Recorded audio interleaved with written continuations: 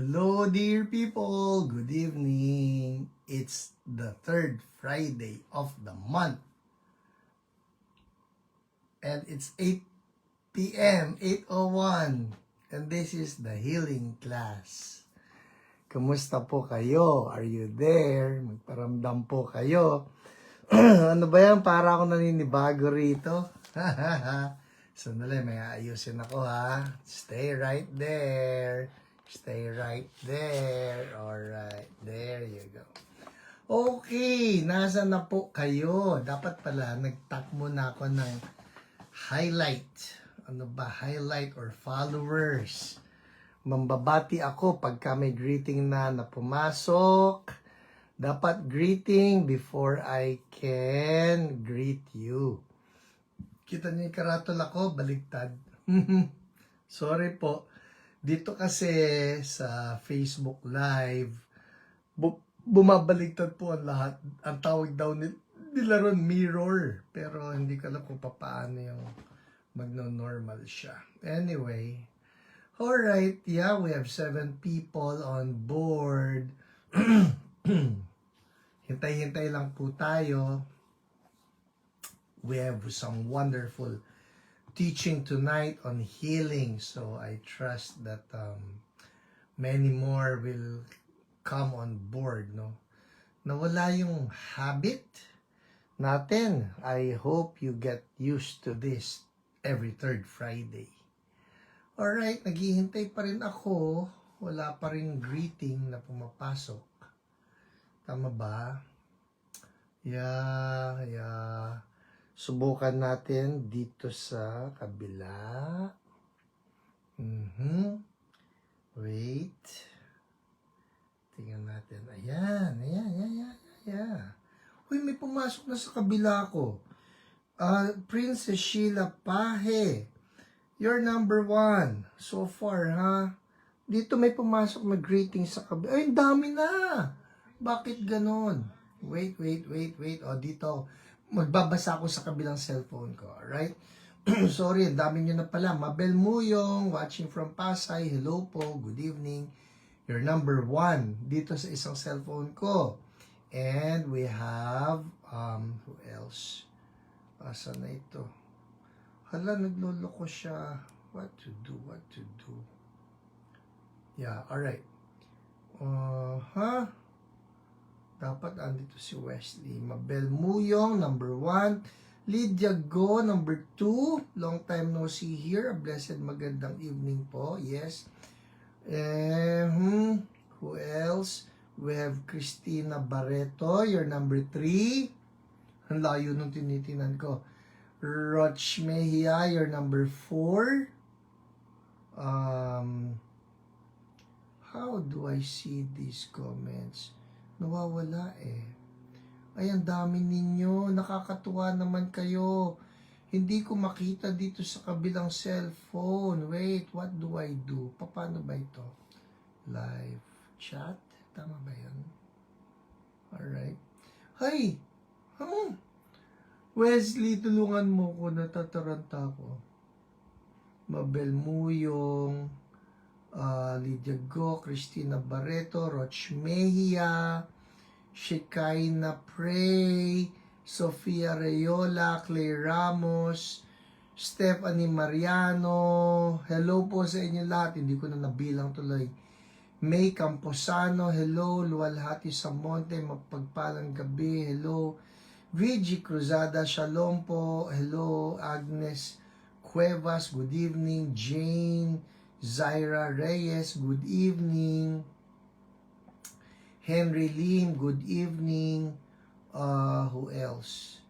Kate Villadolid, hello from Nueva Ecija. Kabanatuan, hello sa inyo. Shekinah Pray, good evening uli. Shirley Armada, hello. Jojo and Ann Dalisay, hello sa inyo. Paano ba ito? Hi, Kuya Manny Absede, good evening po. Grace Crisostomo, good evening. Jacqueline Torres, hello Jack. Ate Dolly Domingo, hello. Lori Day Coloma, hello. Don Custodio, good evening. Jessica Espinar. Paminsan-minsan lang yung toyo na yan, iyo. Ayaw niyang lumitaw yung mga greetings nyo. Ophelia Pagyo, hello. Janice Huico, good evening. It's healing class again. Nice. I love that. Alright. Reverend na imbag nga rabii sa iyo. Sa ating lahat. Hi Ate Amy Absede, good evening. Glenn De La Cruz, good evening. Joynes Lubas, good evening. Cesar Cabansay from Dasmariñas, Cavite, hello. Who else? Janice Huico, that's a prayer request. Calls matindi, we rebuke that in Jesus' name. Shekinah, excited kami ng fam. Hello sa pamilya ni Shekinah. Vivian Fernandez, good evening po. Lori De Coloma from Isabela, nice. Hello sa inyo. Teresa Marie, hello. Hi Doc Ne, Risa Estelano, good evening. Joe Bautista, hello. Sorina Santos, Jerome Salinas, blessed evening. And Beth Morcilia from Word from Heaven, Manila chapter. Okay yan, nabasa ko na lahat. Bakit ganyan dito sa aking ginagamit na cellphone, hindi lumilitaw? Hindi tuloy ako makatingin sa screen.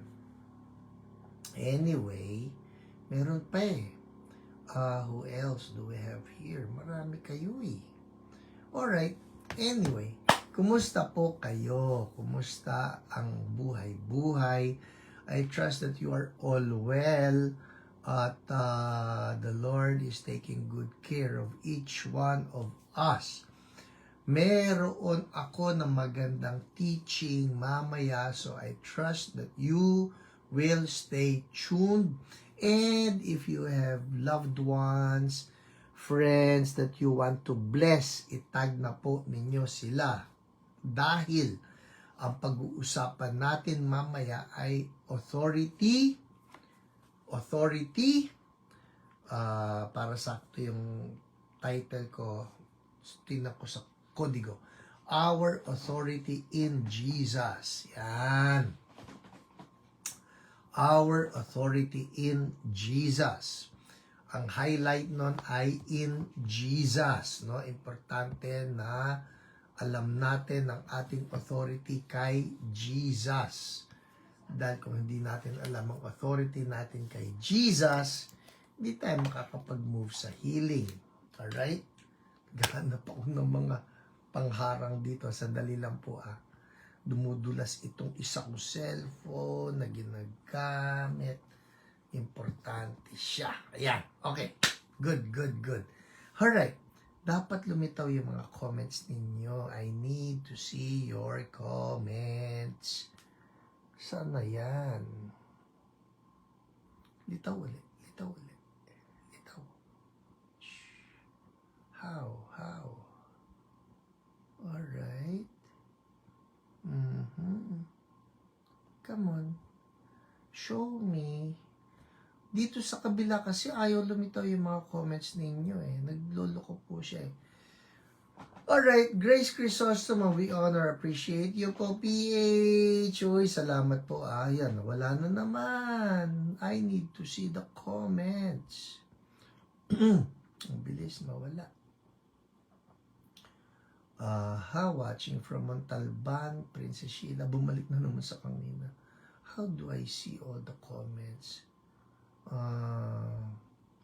Alright. Hindi eh. Sorry po medyo nagloloko siya. Ayaw lumitaw ng live.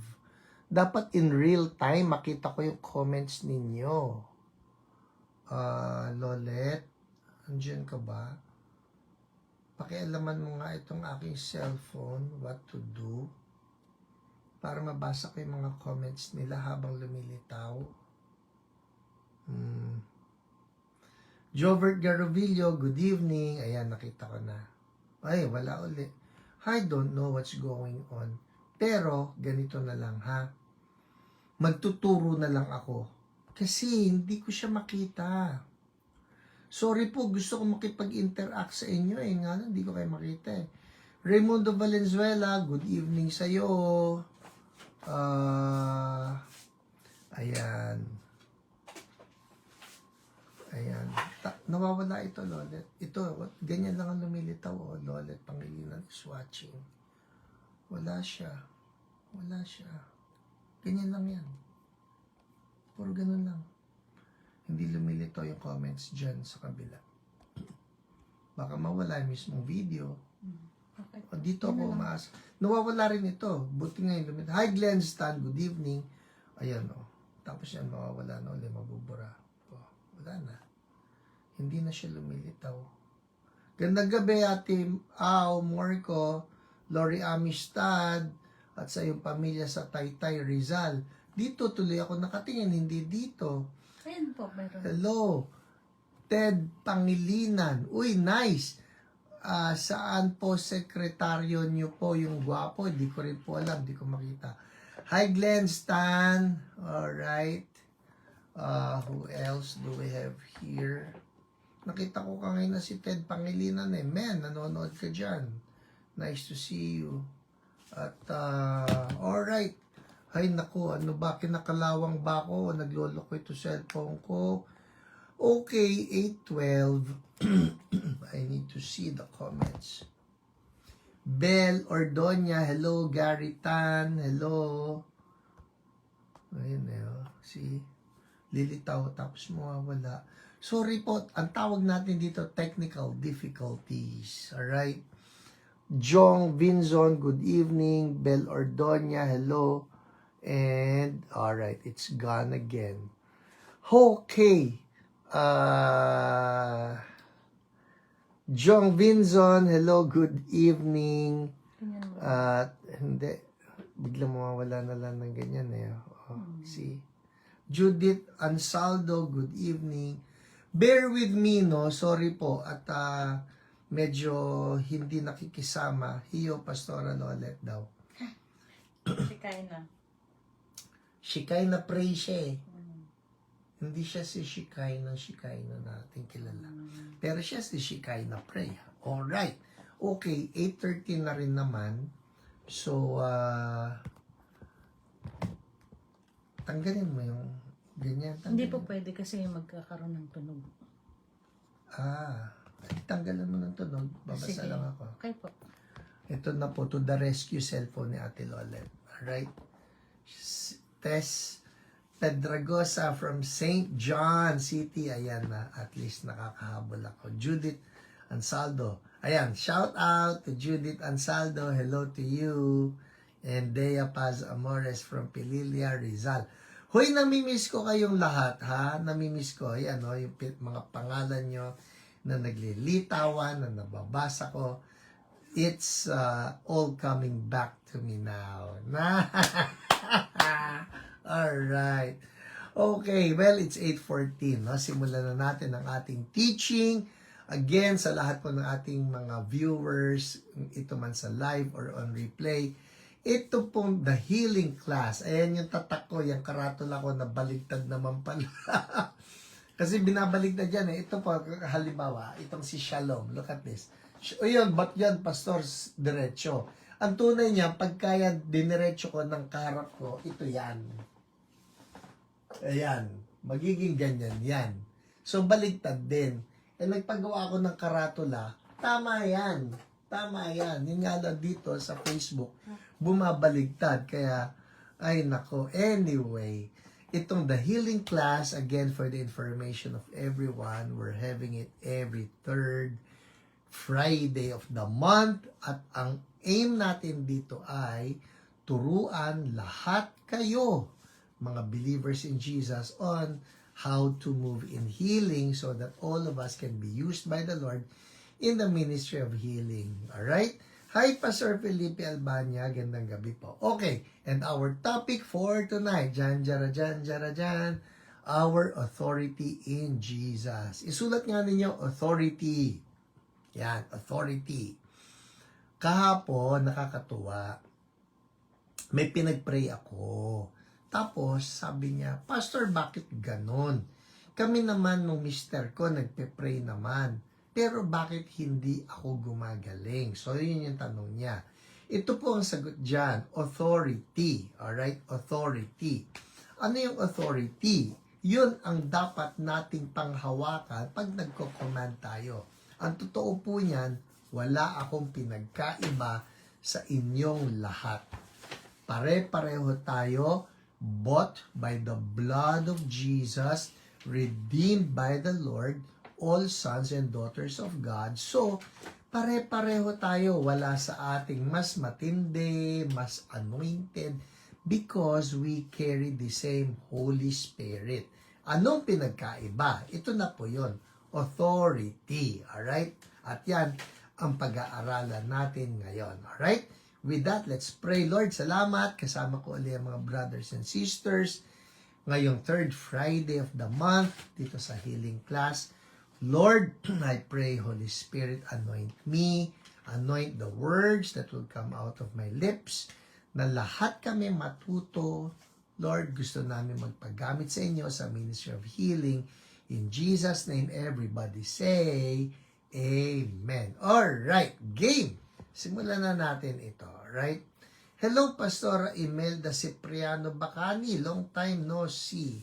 Elsa Tam, Au Morco, Judith Ansaldo. Yes, authority, authority, authority. Simulan na natin. Okay. Well, review muna ha. Last month, ang pinag-aralan natin ay tungkol sa mga healings na nangyari even in the Old Testament. At ang sinagot natin na tanong ay, bakit sa Old Testament nagkakaroon naman ng healing samantalang hindi pa naman namamatay si Jesus? Di ba lagi natin sinasabi that by His wounds we have been healed. Di ba? Sa latay niya, ibig sabihin sa kamatayan ni Jesus, nagkaroon tayo ng kagalingan. Sandali, sa Old Testament, hindi pa naman napapako si Jesus, hindi pa siya nagkakaroon ng mga sugat. Paano nagkaroon ng healing sa Old Testament? At ang sagot natin nito last week ay Revelation 13:8. Alright? Revelation 13:8. Hello, Debbie Portik. Kumusta? Agnes Arguego. Okay. So, Revelation 13:8. Write that down. Okay? Revelation 13:8. Bakit nagkaroon ng mga healing sa Old Testament samantalang hindi pa naipapako si Jesus? Ito ang sagot. Ang sabi sa Revelation 13:8, hinintay ko yung Revelation 13:8 sa inyo. Sulat niyo yan.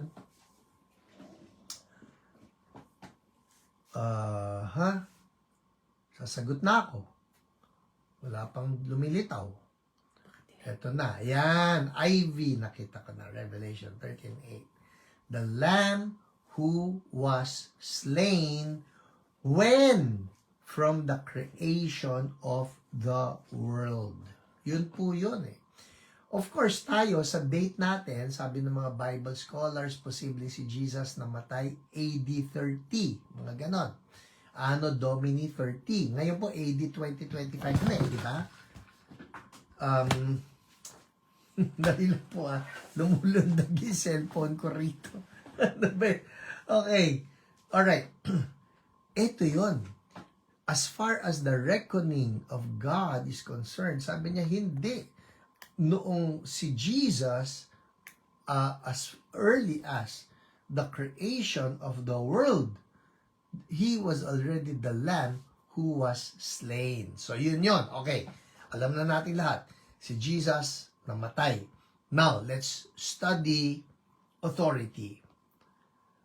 Dalawa yung ituturo ko sa inyo. Una, the authority of Jesus.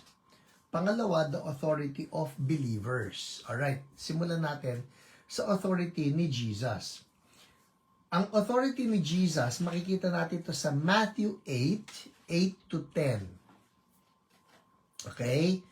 Matthew 8 to 10. Ang sabi rito, the centurion replied, Lord, I do not deserve to have you come under my roof, but just say the word, and my servant will be healed. For I myself am a man under authority. Ayan na yung word. With soldiers under me. I tell this one, go, and he goes. And that one, come, and he comes. I say to my servant, do this, and he does it. In short, ang sinasabi rito ng centurion, alam ko na dahil may authority ako, pag nag-utos ako, gagawin yon ng mga nasa ilalim ko. Alright? And of course, the centurion knows may mga soldiers under him na pag nagsalita siya, susunod yung mga yon. That is authority. Now, ang sabi ngayon ng centurion, Jesus, alam ko naman ikaw may authority rin. Everything that's under you have to obey. Kung paano ako, everyone that's under me need to obey. Okay, yun ha. Ulitin natin. Ang authority ay, alam mo, lahat ng nasa ilalim mo susunod sa'yo. Yun po yun. So, sabi ni Jesus, nung narinig niya ito sa centurion, when Jesus heard this, he was amazed and said to those following him, truly, I tell you, I have not found anyone in Israel with such great faith. In short, naki-agree si Jesus doon sa centurion. Sabi niya, uy, alam mo, centurion na ito, sinasabi niya na kung under niya ang isang soldier, maski anong iutos niya, susunod yung soldier na yon. Ito po yan Ang pinag-uusapan natin dito, sickness. Alright? Alam ni Jesus yon. Ang sickness under him. Alright? Under him. Nasa ilalim ni Jesus yan. Kaya ang sabi sa Matthew 4:23. Sulat niyo yun. Matthew 4:23.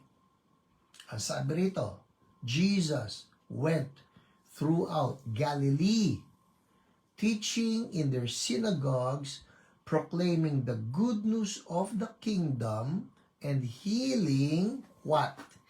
Every disease and sickness among the people.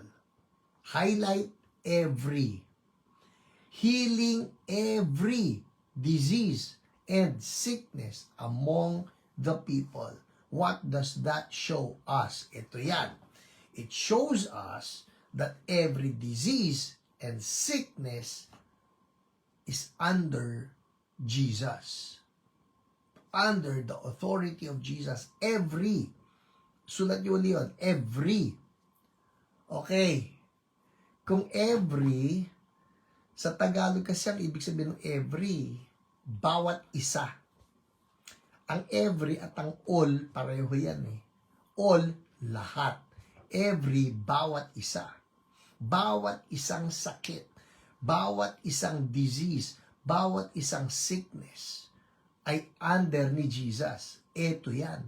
Alam ng lahat ng disease na pag sila humarap kay Jesus, susunod sila. Para sila yung mga soldiers under ni centurion.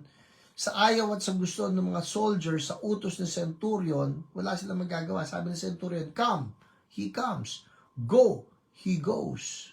Do this, gagawin niya. Do that, gagawin niya. Ang authority po ni Jesus sa sickness, ganun din. In-acknowledge ni Jesus yung sinabi ng centurion na, sabi ni Jesus, wow, what great faith. Alright, that's the authority of Jesus. Oh, another verse. Matthew 28:18. Eto na. After the resurrection, nagsalita na si Jesus. Ano sabi niya?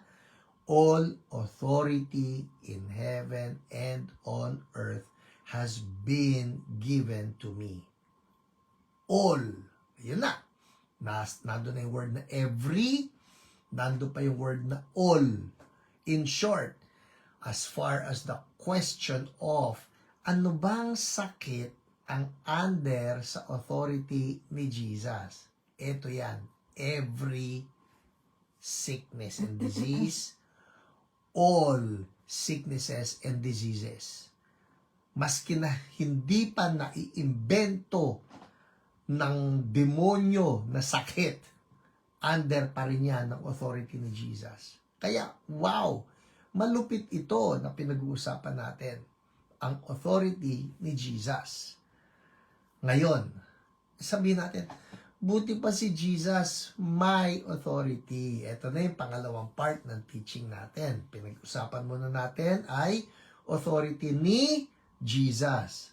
Now, let's talk about the believer. Ikaw yon. Ako yon. Kung ikaw ay tumanggap na kay Jesus as Lord and Savior, He wants you to know you have authority. Okay, eto na. Punta na tayo sa verses. Yung our authority. Hindi na ito yung si Jesus may authority. Yes and amen. Pero now, Jesus is also telling us, you have authority. I have authority. Pwede ba isulat ninyo yan? I have authority. Okay? I'm talking to you. Ito po kaya tayo nagkaroon ng healing class. Dahil ang gusto kong i-diin ngayon sa lahat ng born again people. If you are a born again believer, maski na hindi kayo taga-church so blessed, maski kayo ay Baptist, o Methodist, o Presbyterian, Full Gospel, Charismatic, Pentecostal, ang importante, you have Jesus in you, and that He is Lord of your life. Jesus is saying, you have authority. Yan, sige, I have authority. Beth Morcilla, Glenn Stan, Myra Gavan, Au Morco, Amen, Maya Ancheta, I have authority. Nikki V, Judith Ansaldo, Joe Bautista, I have authority. Tama yan. Gary Tan, Christina Barreto, I have authority. You. Idinidiin ko ito sa atin ngayon. Kasi ito po napansin ko. Many believers are of the mindset na kailangan may mag-pray sa akin bago ako gumaling. Hindi. You don't need to go through all of the pains and sufferings of sickness and then sana may makapag-pray sa akin. Well, it's good that we are seeking prayers from brothers and sisters, but what I don't want is to see believers suffering because they don't get the powerful revelation na, sandali, ikaw mismo ay may authority. Oh, wow, this is so good. We have authority. Alright, ito na yung mga verses natin. Alright, unahin natin yung Luke 10:19. Alright, Luke 10:19. Henry Lim, Tina Javier, P.L. Mendoza, Grace Arceo Malubag. Ang sarap naman, nababasa ko din mga names ninyo. Shirley Armada, Angela Concepcion, Lily Impok. I have authority. Yes, I. Sino yung I? Ako. Ikaw. We have Jesus. We have authority. Okay? So, Luke 10:19. Ano sinabi ron? I have given you. This is Jesus speaking. Sabi niya, I have given you authority to trample on snakes and scorpions. Ano yung snakes and scorpions? These are all the works of the enemy. Alam naman natin, ang sakit, hindi po yan work of God. Alright? Ang sakit ay work of the enemy. At sabi ni Jesus, I have given you authority to trample on snakes and scorpions. Ano raw ang kapangyarihan natin? Trample on snakes and scorpions. Trample. Hindi yan yung kinakaawaan nyo. Hala, baka mabigla. Hala, baka mabinat. Trample on snakes and scorpions. Ibig sabihin, pag nag-command ka ng sickness, meron sickness, pangit ka. Ganon. May gigil. Sa pangalan ni Jesus, ito po, I'll show you what's going on in my mind. Pag nagpe-pray ako ng sickness, halimbawa, mayroong cancer. Sa pangalan ni Jesus, cancer, I trample on you. Parang ganun ang dating eh. I trample on you. I rebuke you. Kausap ko yung sakit. I rebuke you. I command you out. In Jesus' name. Sabi ni Jesus we can trample on snakes and scorpions and to overcome all the power of the enemy. Yun na naman, yung word, all the power of the enemy and nothing will harm you. Kahapon, ito po nanghingi ako ng permiso para i-share yung story. Kahapon, meron po akong pinag-pray. Very good friend ito and sister in the Lord, si Anne. Lapit kasi sa akin yung mister niya. Actually, ako lumapit sa mister niya. Siya yung dentista ko At lapit ako.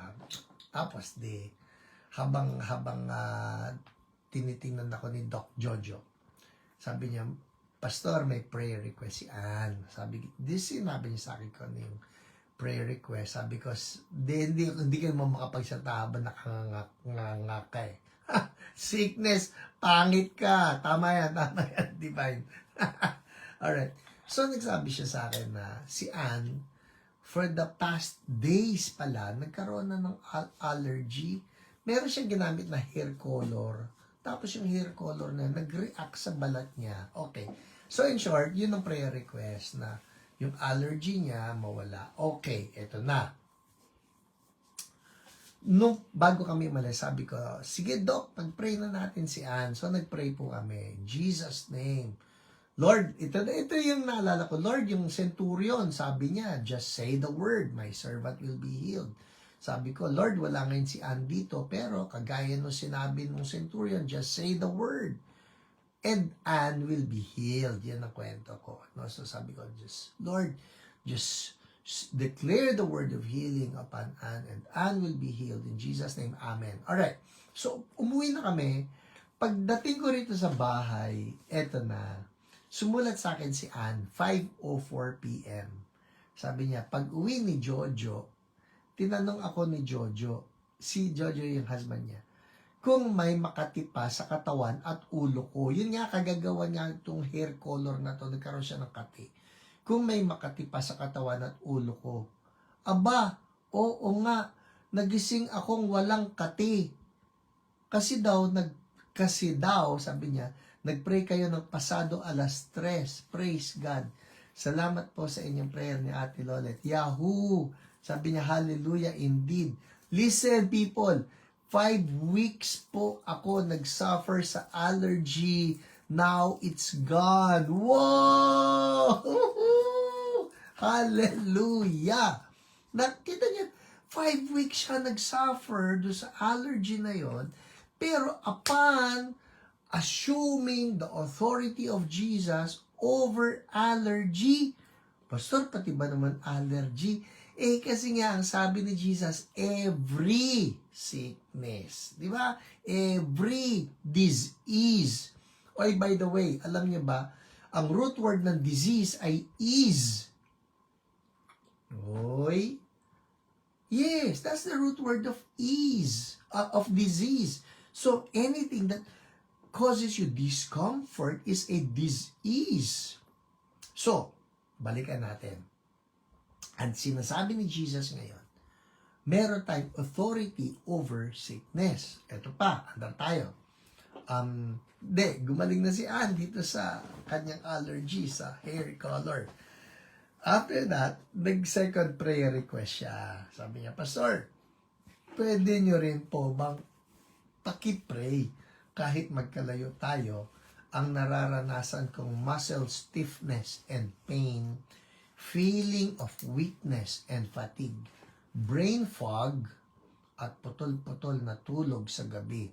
Symptoms po ito lahat ng fibromyalgia. Yun ang tawag nila. Fibromyalgia. Alam niyo yung mga pangalan na yan, although sabihin natin, yan ay mga binigay na pangalan ng mga doktor. Ito po yan eh. People, listen up.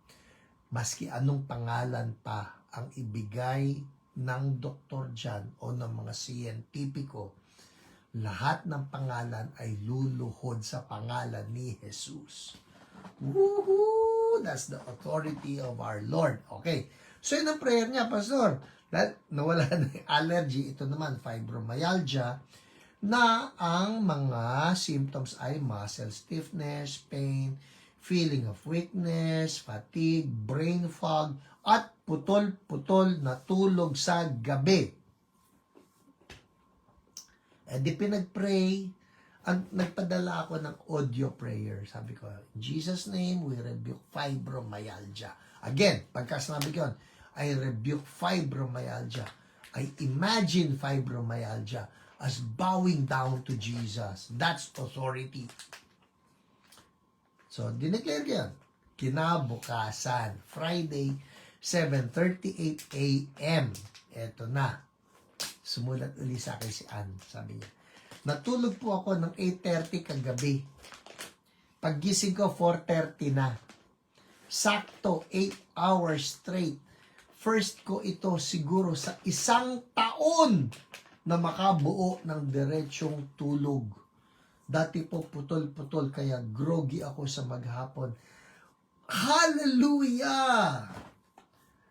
Alam nyo, ang 8 hours straight na sleep, it's a treasure. It's a treasure. At ang sinasabi niya rito, first ko ito sa loob ng 1 taon na makabuo ng diretsong tulog. What's the point? The point is, fibromyalgia man yan, muscle pain man yan, allergy man yan, arthritis man yan, cancer man yan, diabetes man yan, they all bow down to Jesus. That's authority. Amen. And, eto na eh, Jesus is giving us the same authority. The same. Meron tayo ngayon yan. At ang sabi nga ni Jesus, another verse, Mark 16, 17 and 18. Ito palagi nyo naririnig sa akin. And these signs will accompany those who believe. Believers, that's us. What signs? Punta tayo sa dulo ng verse 18. They will place their hands on sick people and they will get well. Alright. So, ito na ang challenge. Ako po, I need to remind myself this. Pag may nabalitaan tayo na may sakit o may nagsabi sa atin na may sakit, let's bring back that aggressive stance. Pag-pray kita. And let's use the authority that Jesus gave to us. Pastor, maski ako hindi maganda pakiramdam ko. Opo. Let it not be an excuse na, ako mismo may sakit, tapos ako magpe-pray pa sa iba na may sakit. People, kung ano ang sinusow mo, listen, kung ano ang sinusow mo at tinatanim mo, babalik sa'yo. Ako po kasi kung minsan, ganito rin. Ako mismo masama pakiramdam ko eh. Talaga, Pastor, pati ikaw, opo it happens to me. That sometimes I feel sluggish, sometimes I feel, ano ba tawag niyan? Lightheaded, sometimes I feel pain in my body. So, minsan nag-e-excuse ba ako sa isip ko? Ako nga, meron din nararamdaman. Tapos magpe-pray pa ako sa iba. But that is not an excuse. Why? Because the anointing that Jesus gave to us remains in us. Nandyan pa rin eh. Sabihan nyo nga sa comment section, the anointing remains. Alright? Nasa atin eh. Nasa atin si Holy Spirit. And He wants out. Ito nga, in preparing for this message tonight, no, may nabasa ako kilala nyo si, Francis Hunter. Francis Hunter, that's Frances, Hunter, alright? Ito yung sikat na healing minister yan, si Francis Hunter. Patay na siya sa old age, no? Pero nabasa ko doon sa libro, nung anak nila, si Joan Hunter. Ito pala si Francis Hunter, dumating yung time, naka-wheelchair na lang. Alright, naka-wheelchair. And then there was a time when they were having a healing crusade in Russia. Alam niyo, kinakarga yung kanyang wheelchair. Pero lahat ng mga tao, pinagpe-pray pa rin niya na ma-heal, nahihil. Hallelujah. In short, wala tayong excuse. No? Whatever we feel, we still carry that anointing. Why? Because Jesus gave us His authority. Alright. So let me wrap this up. Ano ang punto nito? The authority of Jesus has been given to us. So what do? Let's practice that anointing. Let's practice that authority. Alright? Sino-sino sa paligid ninyo nangangailangan ng prayer, go for it. Go for it. 'Di ba? Na pag-pray kita, yan man malubha na sakit, yan man simpleng sakit, let's practice authority. Why? Because all these sicknesses bow down to Jesus. Charles, Lydia go, it's Charles and Francis Hunter. Yan. Charles yung mister. Francis, babae yan. Okay, game. 8:43. Sakto-sakto. Magpe-pray na po tayo. And you, because you're anointed, you also get to pray. Kung meron sa inyong tahanan, o kung meron kayong friends. Ngayon po yung friends ninyo, tag them. Bago tayo mag-pray, sige, I'll give you 1 minute. Kung may friend ka na may sakit, kung meron ka na brother in the Lord, sister in the Lord na may sakit, tag them. So that we get to release that anointing upon them. Alright? Sige, hintayin natin yan. Tapos i-release natin yung anointing ni Jesus. Sige, habang naghihintay ako, babasahin ko yung mga comment nyo. Cecil Igual, anointing, Jacqueline Amistoso, amen, Cesar Cabansay, o ayan, Lydia Gotama, Charles and Francis. Yan ang mga magulang ni John Hunter. Amen. Emmy Uy, Judith Ansaldo, Glenn Stan, Christina Javier, Jessica Espinar, Pastor Felipe Albania, kumusta po kayo? Wala nang baha dyan, no? Walang bagyo. Sana maski may bagyo pa, wala nang baha dyan. In Jesus' name. Ayan, nagtag na sila ng mga dapat ipag-pray. Alright, let's get it on. Game? Parang yung centurion na nagsabi, Lord, I know authority. May mga soldiers under me. Pag sinabi ko come, they come. Pag sinabi kong go, they go. Pag sinabi ko do this, they do this. Pag sinabi ko do that, they do that. Ngayon, lahat ng sakit under us. Wow!